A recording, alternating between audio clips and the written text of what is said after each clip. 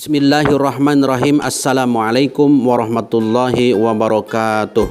Alhamdulillah wa syukurillah wala haula wala quwata illa billah. Asyhadu an la ilaha illallah wa asyhadu anna Muhammadan abduhu wa rasuluh alladzi la nabiyya wa la rasula ba'da. Semoga pemirsa semua dalam keadaan sehat walafiat serta lancar dalam segala urusannya, serta dilapangkan hati dan rizkinya agar dapat melaksanakan segala tugas-tugas baik sebagai hamba Allah maupun khalifatullah. Pemirsa yang dirahmati Allah Subhanahu wa taala, adapun pembahasan kita kali ini adalah distorsi watak Islam dan umat Islam masa kini. Sebelum memasuki pembahasan tersebut, lebih dahulu kami memohon dukungannya untuk tetap mensubscribe serta like, share dan komennya, dan jangan lupa untuk tetap menyalakan tombol loncengnya agar tidak ketinggalan pembahasan dan update-update dari channel peradaban ini. Pemirsa rahimakumullah, ketika umat Islam melepaskan diri dari semangat ruh tauhid, maka secara berangsur turun dari panggung peradaban. Berbagai pengaruh pemikiran dari Yunani masuk dan bercampur dengan kemurnian Islam. Berbagai karya peradaban dilahirkan, namun sesungguhnya secara esensial bukanlah semangat Islam yang asli. Umat Islam secara fisik dan pemikiran mengalami kemajuan, tetapi dari aspek ruh keislaman mengalami kemunduran. Harta benda dan kekuasaan yang sesungguhnya sekedar sebagai alat bergeser menjadi tujuan. Saat itulah umat Islam mulai terkena penyakit wahan, cinta dunia, takut mati. Meskipun secara lahiriah umat Islam kokoh, tapi sesungguhnya telah berada pada ujung kehancuran. Sebagai reaksinya muncul aliran yang menjauhi dunia dan lebih mementingkan ritual. Mereka menganggap bahwa dunia hanyalah sumber fitnah, maka dipandangnya sebagai kehinaan. Mereka lebih asik melakukan berbagai ibadah tetapi mengabaikan tugas-tugas kekhalifahan. Akibatnya kekuasaan jatuh kepada orang-orang yang tidak berakhlak, dan hal ini menjadikan polarisasi umaro dan ulama semakin jauh. Padahal untuk terselenggaranya misi kekhalifahan, dua tugas itu harus menyatu.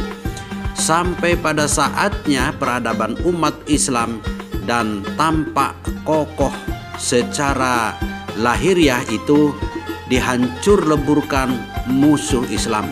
Saat ruh tauhid hidup dalam sanubari umat Islam, mereka memiliki wibawa dan kehormatan. Namun saat ruh tauhid itu redup, maka kekokohan bangunan lahiriah yang telah dibangun itu justru dengan mudah dihancurkan. Kekuatan Islam yang sesungguhnya telah lemah. Mereka tidak menjadikan Islam sebagai pencerahan dan nilai yang hidup, tetapi sebagai kumpulan tradisi dan budaya yang usang yang tidak memiliki ruh. Struktur Islam tidak bermakna karena umat telah kering dari nilai-nilai jihad. Pesona Islam yang dinamis, agung dan suci berganti kejumudan, keterbelakangan dan kekumuhan.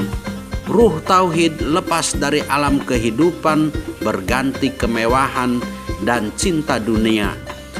Semangat jihad berganti dengan foya-foya.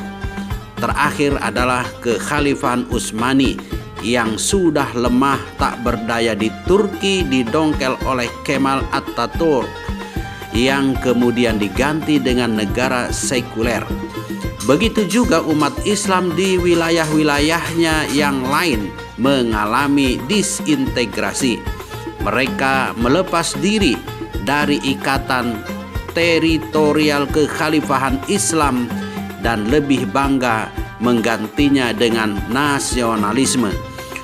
Umat Islam seolah terputus mata rantai peradabannya dan mereka hidup dalam cengkraman ideologi barat. Pemirsa yang dirahmati Allah Subhanahu wa taala, masih banyak negara dengan mayoritas muslim yang lebih memilih sistem sekuler daripada sistem Islam. Mereka trauma oleh keterbelakangan umat Islam sebelumnya dan terkagum-kagum dengan kemajuan barat. Bila mendengar hukum Islam, tergambar dalam benaknya suatu kekejaman yang tak manusiawi. Karenanya mereka lebih memilih atau lebih suka dengan hukum warisan penjajah. Islam dianggapnya cukup hanya diterapkan dalam ibadah mahdhah saja, sedangkan masalah negara dan kehidupan sosial harus diatur dengan ideologi dan sistem buatan manusia, terutama barat. Itulah ideologi sekuler. Mereka tidak menyadari bahwa umat Islam justru jaya saat melaksanakan Islam secara kafah dan kemudian mundur saat mereka menjauhi nilai-nilai Islam. Pemikiran sekuler mempertentangkan antara agama dan ideologi. Mereka berpendapat bahwa agama hanya berfungsi mengatur hubungan manusia dengan Tuhannya dalam bentuk ibadah ritual, sedangkan hal-hal yang menyangkut kehidupan sosial, berbangsa, dan bernegara diatur oleh sistem negara yang berdasar ideologi tertentu. Pemikiran seperti ini muncul karena ketidakpercayaan bahwa agama dapat menyelesaikan permasalahan umat manusia. Agama dianggapnya membelenggu kemajuan. Mungkin hal itu ada benarnya bila dikaitkan dengan sejarah peradaban di dunia barat saat gereja berkuasa. Atas nama Tuhan mereka menghukum para ilmuwan yang dianggap bertentangan dengan kepercayaan gereja. Karena itulah para intelektual memberontak dominasi gereja dengan memunculkan sekularisme. Sekularisme itu kemudian menulari umat Islam karena mereka melihat kemajuan-kemajuan material yang dihasilkan dunia barat. Mereka berpikir agar umat Islam dapat maju maka harus seperti barat. Bahkan ada negara yang begitu saja mengadopsi budaya barat bulat-bulat seperti Turki. Pola pandang sekuler jelas bertentangan dengan pola pandang Islam dan bertentangan dengan fitrah ajaran Islam yang utuh. Pemisahan antara Islam dan kehidupan sosial justru dipandang suatu kehinaan. Tidak benar bila Islam membelenggu kemajuan hidup manusia. Kejayaan Islam justru dicapai pada saat Islam tampil secara kafah atau menyeluruh, dan kemunduran yang terjadi di kalangan umat Islam justru datang pada saat mereka melepaskan diri dari api Islam dan memegangi abunya.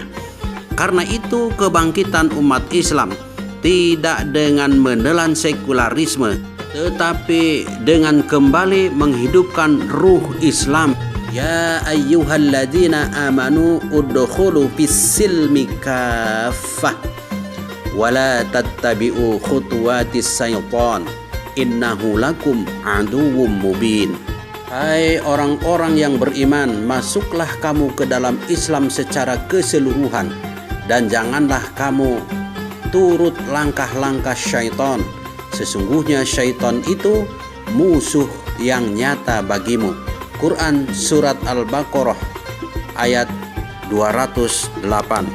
Islam adalah agama yang sempurna atau kamil dan menyeluruh atau syamil, yang tidak hanya membicarakan akhirat tapi juga dunia, mengurus yang lahir juga yang batin, membangun individu juga sosial, peradaban dan akhlak.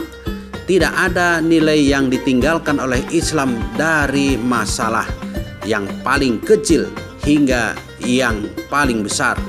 Itulah ketetapan Allah Subhanahu wa Ta'ala yang telah menyempurnakan agamanya sebagai nikmat bagi manusia seluruh alam sampai akhir zaman. Al-yauma akmaltu lakum dinakum wa atmamtu alaikum ni'mati wa raditu lakumul Islam madina. Pada hari ini telah aku sempurnakan untuk kamu agamamu, dan telah aku cukupkan kepadamu nikmatku, dan telah aku ridhoi Islam itu jadi agama bagimu. Quran Surat Al-Ma'idah ayat 3. Wallahu a'lamu bissawab. Assalamualaikum warahmatullahi wabarakatuh.